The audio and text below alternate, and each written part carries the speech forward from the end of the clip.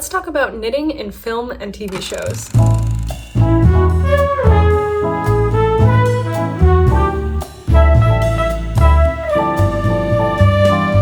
Today we're going to talk about two of my favorite topics, knitting and film and TV. One of my favorite pastimes is always knitting and then having a good show or movie on in the background. And I love film and TV shows for it being such a visual medium, but also having things like music, great stories, and then also the fashion, the costume design. So I'm going to talk about my favorite knitwear in films and TV shows that I've watched over the past couple years. Scott Pilgrim versus the World. This is one of my favorite comedies, if not my favorite. It's a quippy humored film about our protagonist, Scott Pilgrim, and his adventure to fight 7 evil exes of his crush, Ramona Flowers. I feel like the blurb of the movie never really fully captures how absolutely hilarious this film is. Because this movie is based off of a graphic novel series of the same name, it features a lot of really fun edits that resemble that comic book feel. And during Scott Pilgrim's and Ramona Flowers' first date, they go for a walk in the very cold Toronto April,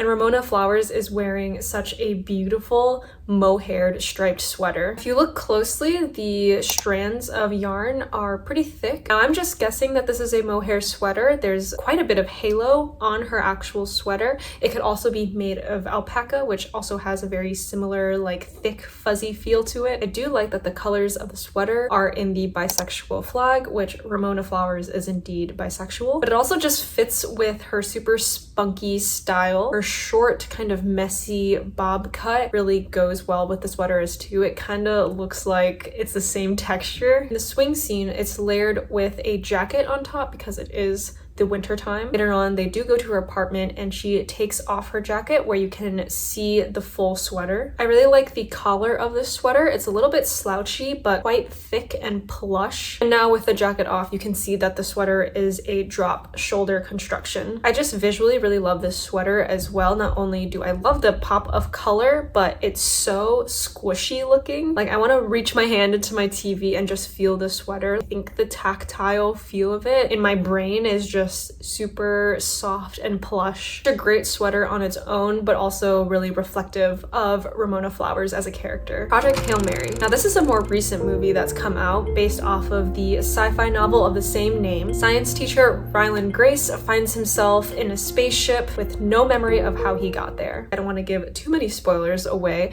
but I will talk about the beautiful knitwear here. In one of the flashback scenes, Ryland Grace is wearing a zip-up cardigan that has 2 giant mirrored foxes on either side with paws along the bottom of the body and the wrists as well. There's this thick 2x2 ribbing for the cuffs and the bottom of the body, and the zipper band is made with what seems to be garter stitch all the way up to the collar. There are also 2 deep pockets at the bottom of the body that have that same garter stitch as the edge. I mean, you put Ryan Gosling in a knit, I'm gonna fall in love with it. I think this cardigan is so reflective of how unserious his character is. Also, it's just like such a cozy looking sweater. Kind of reminds me of something like Knives Out or When Harry Met Sally, both of those kind of cable knit sweaters. But I think this is a fun modern take on that with it being a zipper, the giant fox motifs. This particular design was made by Mary Maxim. You can actually buy the whole knitting kit for this cardigan if you would like to make it yourself, which I think is super cool. The Girl Who Cried Pearls. Now, this is actually a stop motion short film about a young boy who falls in love with a girl who cries pearls. It is an emotional roller coaster that's packed into 17 minutes,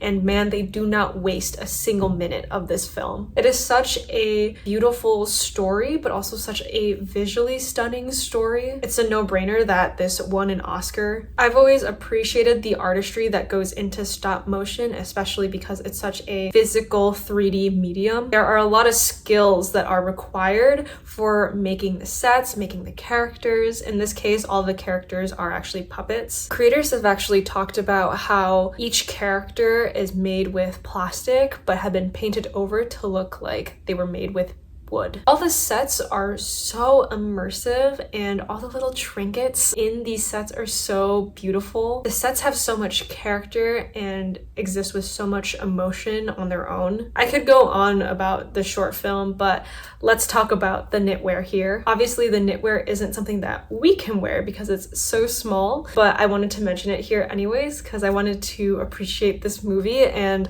all the little skills that are required to make a film like this. The young girl in the story wears this yellow knitted cardigan. It's honestly a very simple construction for a cardigan. Has a bit of an added collar around her neck. The yellow color really stands out against all the brown and gray tones in her home and makes her stand out against her family, almost like it's a beacon of hope. While it's such a simple design for a cardigan, I just can't fathom knitting something this tiny, especially something like the sleeves. I can only imagine someone sitting like this close to the actual garment to knit this whole cardigan up. I highly recommend watching this short film if you haven't seen it. I think it's available here on YouTube and I'll link it down below. Gilmore Girls. I feel like this doesn't even need an introduction. Everyone knows the very popular Rory Gilmore sweater, but if you live under a rock, let me tell you what Gilmore Girls is about. A single mother, Lorelai Gilmore, is raising her teenage daughter, Rory Gilmore, while dealing with family drama with her parents. If you like a coming of age story that has boy drama,